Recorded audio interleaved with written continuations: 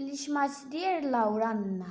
তো আসসালামু আলাইকুম, সবাই কেমন আছেন? আশা করি ভালো আছেন। তো আমি ইলিশ মাছ দিয়ে লাউ রান্নার জন্য ইলিশ মাছ ফ্রিজ থেকে বের করে রেখেছি, লাউ কেটে দিয়েছি। এখন পরিমাণ মতো যা যা লাগে, হলুদ, মরিচ, লবণ এগুলো গুললে রেখেছি যাতে ভালো হয় তরকারি। তো বাটা মশলা রেখেছি। তো আপনারা সাথে থাকেন, আমি আজ রান্না করব লাউ রান্না করব। এদিকে উন্ডালে, আমরা বলি সিলেটের ভাষা উন্ডাল, চুলায় দাউ দাউ করে আগুন জ্বালিয়ে দিয়েছি।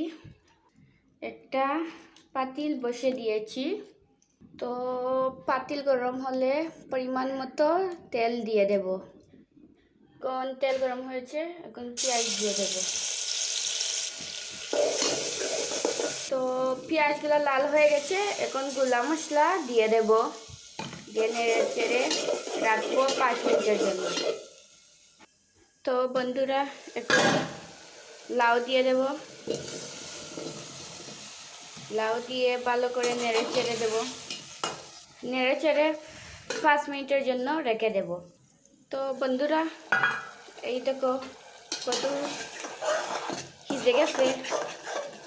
এখন দিয়ে দেব মাছ, ইলিশ মাছগুলো দিয়ে দেব। দিয়ে ভালো করে নেড়ে চেড়ে ঝোল দিয়ে দেব।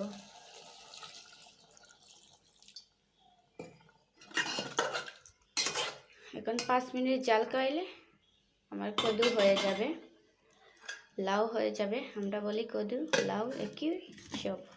তো বন্ধুরা, 2 মিনিট জাল কাবানির পর এই দেখো মাছ দিয়ে 2 মিনিট জাল কাবানির পর এখন পেটি ডুলার পাতা দিয়ে দেব।